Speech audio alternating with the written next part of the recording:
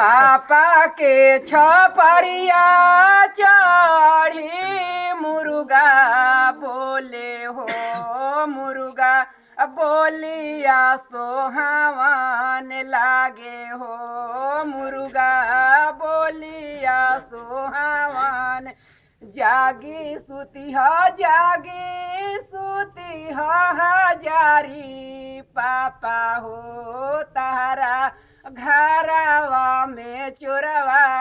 ढुकलन हो तारा घरवा में चोरवा जांघिया बैठा के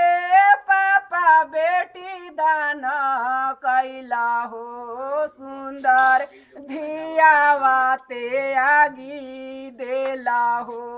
सुंदर बुचिया ते आगी देला हो जालावा के मछरिया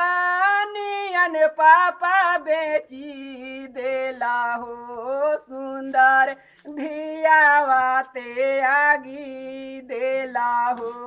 सुंदर धियावा ते आगी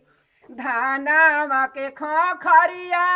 नियन पापा उधियाई देला हो सुंदर धियावा ते आगी देला हो सुंदर बुचिया ते आगी देला हो।